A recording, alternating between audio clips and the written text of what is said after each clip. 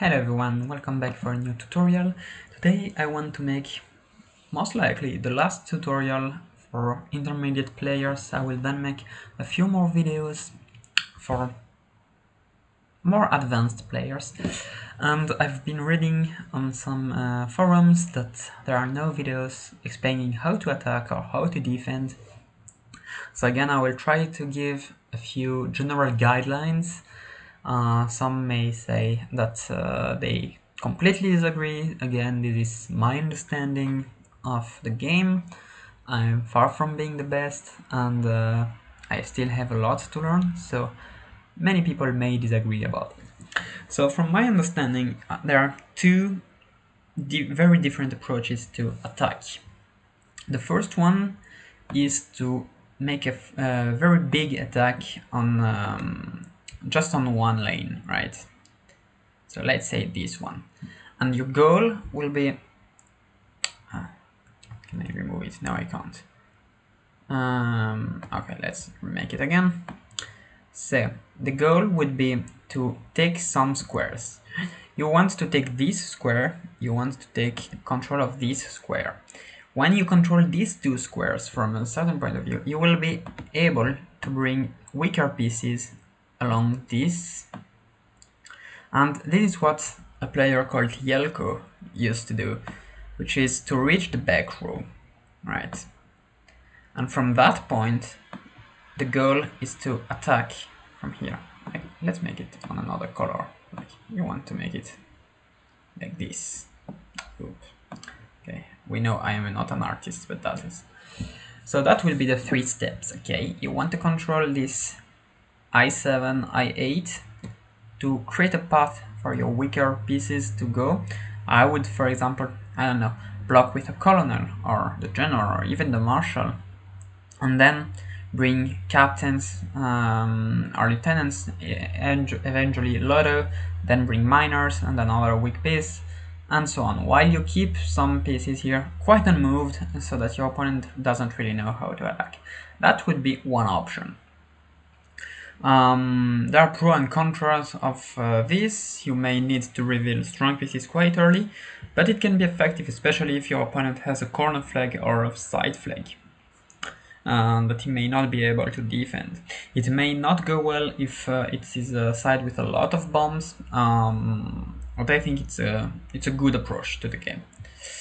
The second thing you can do, which is I think much more often seen, is to attack on multiple sides. Okay, so you could decide to open on the left, in the middle, and on the right. And for this, of course, you have to play on 3 sides, so you have to divide your forces. And you reveal much more of your pieces which do move. So it's maybe a bit like more weaker attacks.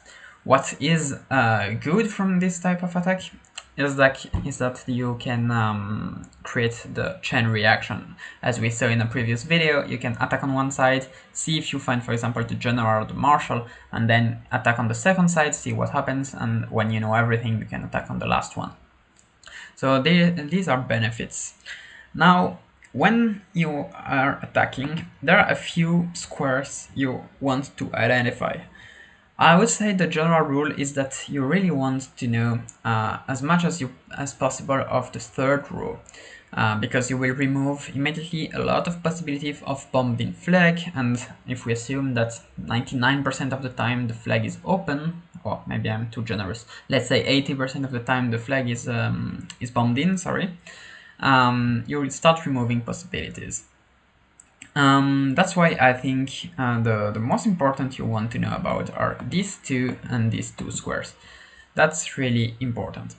On the other hand, about moving pieces, you really want to know about the one behind the lake and this one. As I said, it's the so-called safe region, and a lot of interesting pieces are hidden here. So you really want to target these spots. Once you know these 12 pieces, most likely you have info about everything on the on your opponents. That's almost everything I had to say about about attacking. Let's now focus about defense. As I said, for defense, there are some way to defend. One way to defend is to trade. So again, a trade happens when you take a piece and hit or get hitten by a piece of the same rank. And a trade may look like a sort of draw, but actually it can lead you to a losing position, right? So there are some time where you need to draw to trade, and sometimes you want to avoid the trading. And I think there are two reasons where you are forced to trade even if you don't want to. The first one is when you want to avoid a certain player to keep taking pieces. So you're forced to trade to avoid more damages than you already got. And the second time you want to trade is to keep your advantage. So as long as you have one or two pieces of material advantage, you want to trade and say, okay, if at the end I manage to have all the stronger pieces and he can't do anything anymore, well, of course I'm willing to trade. And of course your opponent will not be willing to trade.